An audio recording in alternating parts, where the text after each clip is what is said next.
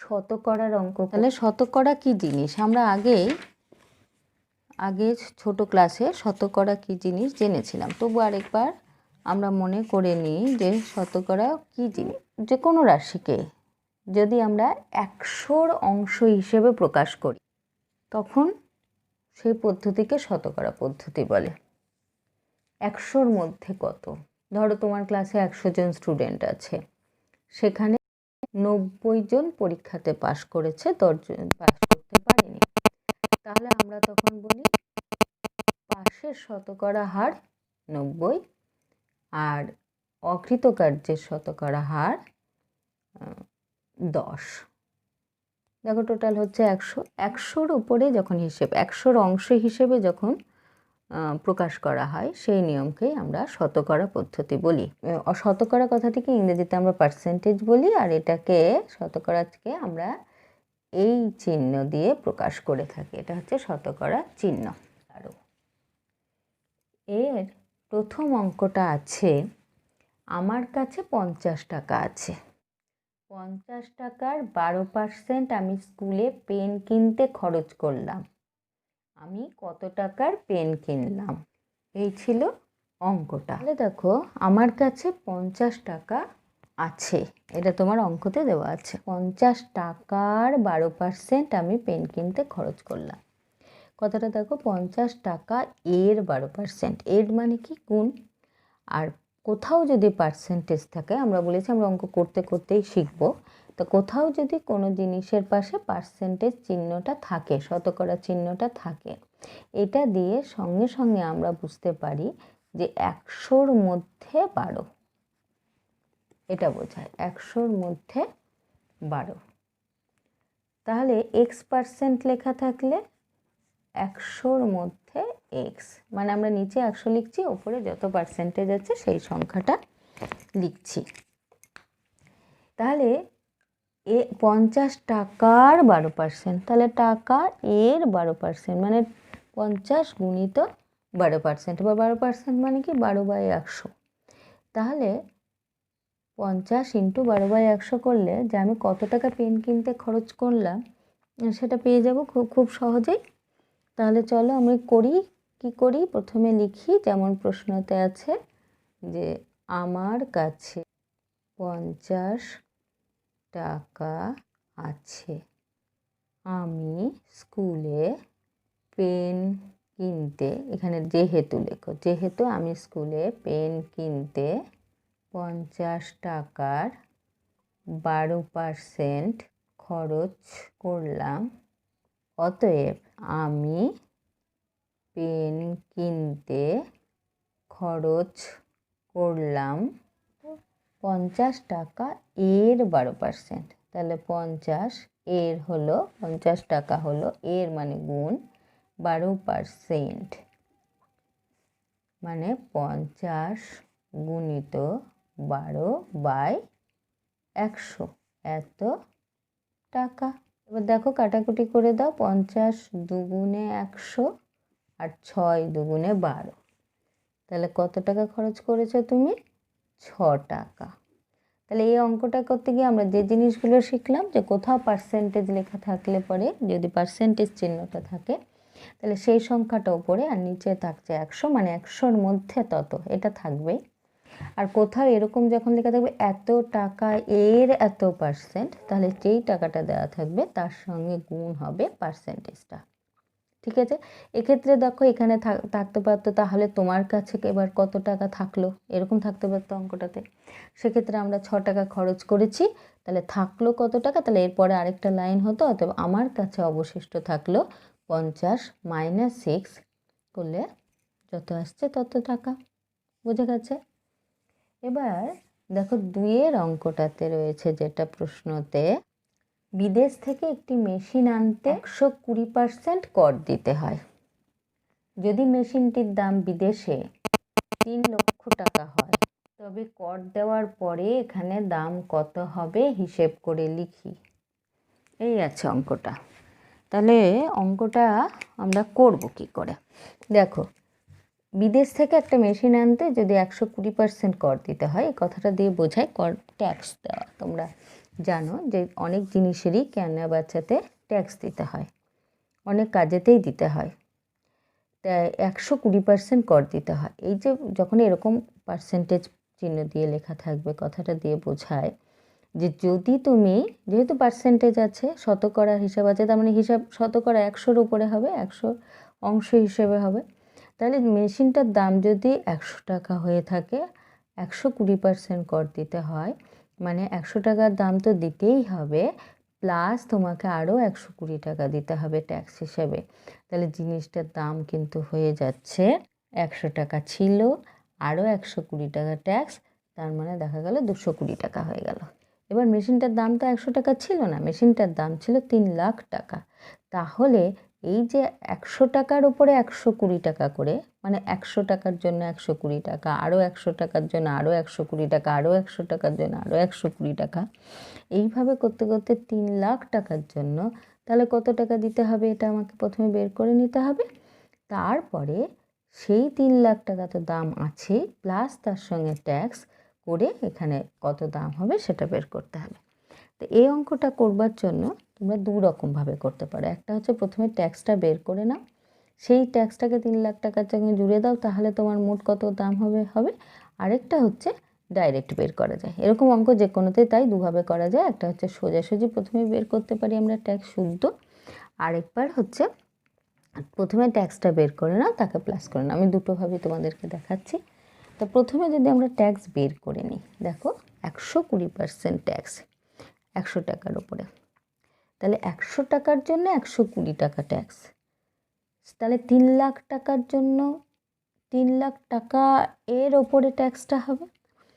ওখানে যেমন 50 টাকার 12.5%, এমনি সেমনি এখানে 3 লাখ টাকার 120% এই ট্যাক্সটা হবে।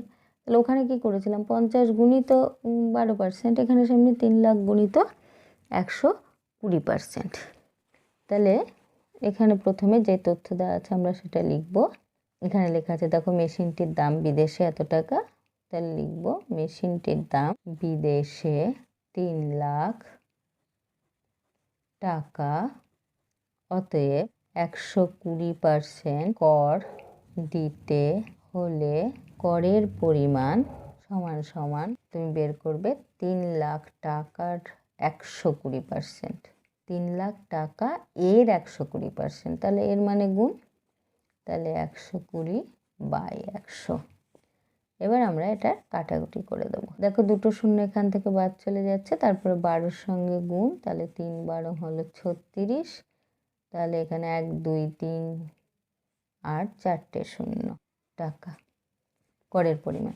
তাহলে মেশিনটির দামটা তো 3 লাখ ছিলই, তার সঙ্গে প্লাস এই ট্যাক্সটা পড়বে। অতএব দেখো এখানে ওই যে কর দেওয়ার পর এখানে দাম কত হবে, অতএব কর দেওয়ার পর এখানে দাম সমান সমান 3 লাখ তো ছিলই,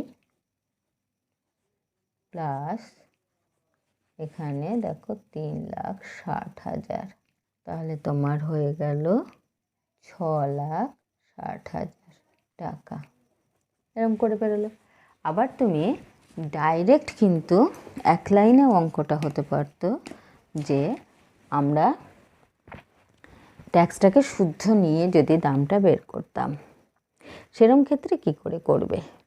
দেখো আমি অন্য একটা ছোট্ট জিনিস দিয়ে বলি। তো ধরো এখানে কোনো একটা জিনিসে 5% কর দিতে হয়, তাহলে ভালো করে আগে বুঝে নেবে যে 100 টাকা দাম হলে আমাকে 5 টাকা কর দিতে হয়।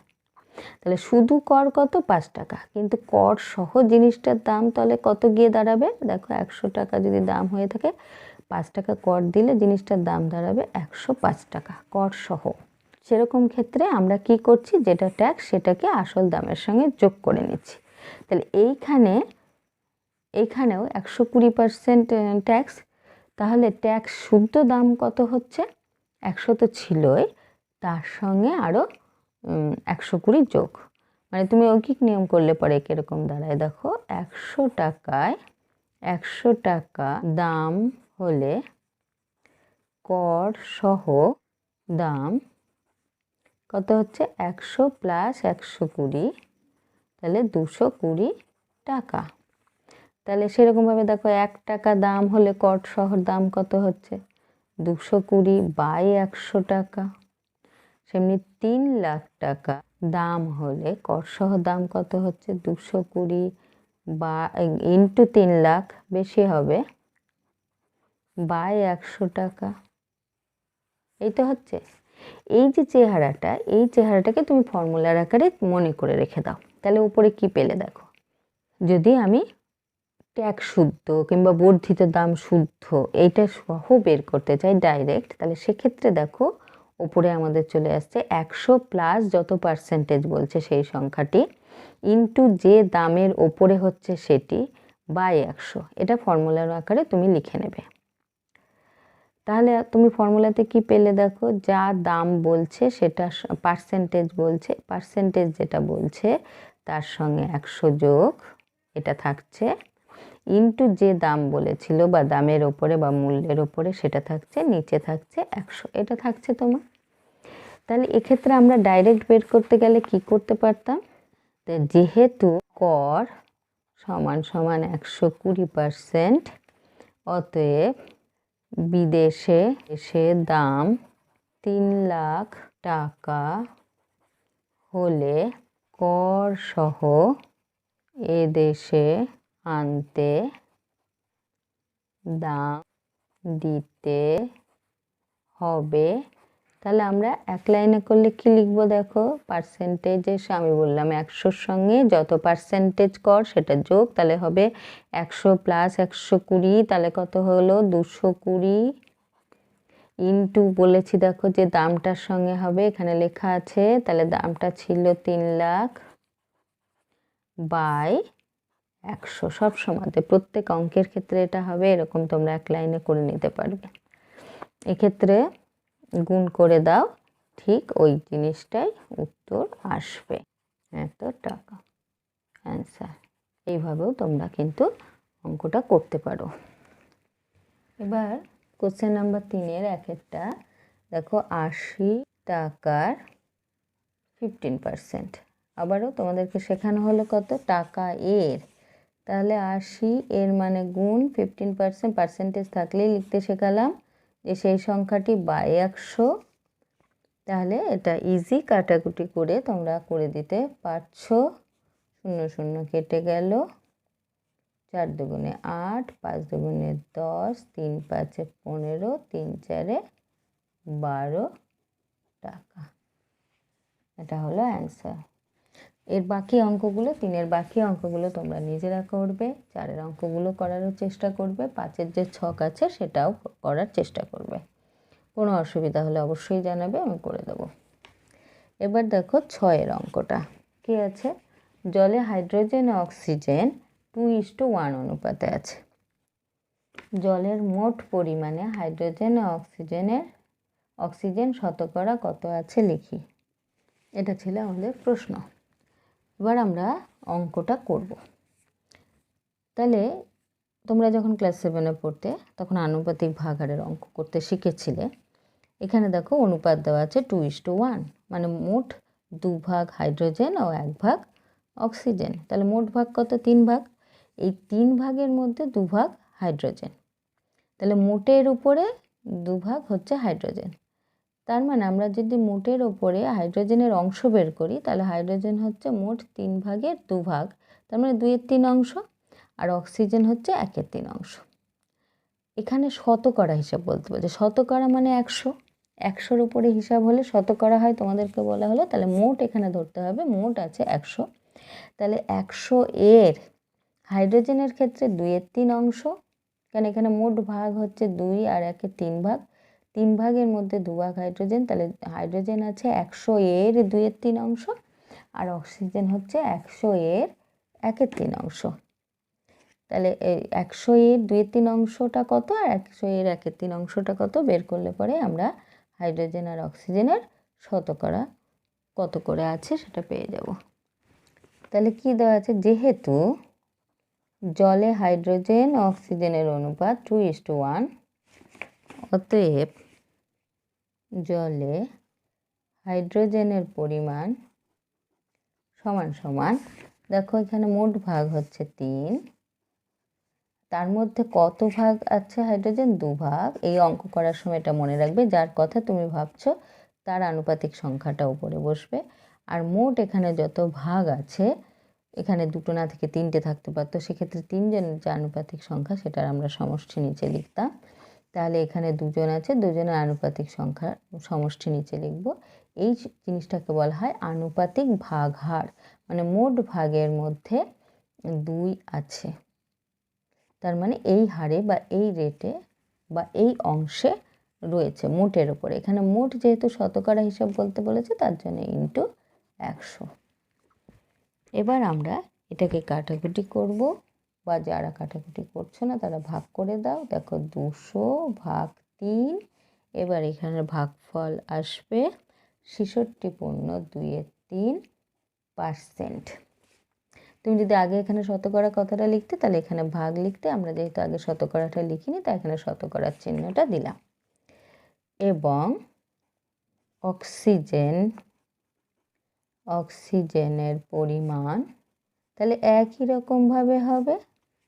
তুমি দুভাবে এটা করতে পারো। অক্সিজেনের পরিমাণটা গোটাটা যেহেতু 100, তাহলে তুমি হাইড্রোজেন পেয়ে গেছো, আর আছেই মাত্র 2জন। তাহলে এটাকে, এই সংখ্যাটাকে 100 থেকে বিয়োগ করলেও এখানে উত্তর চলে আসবে।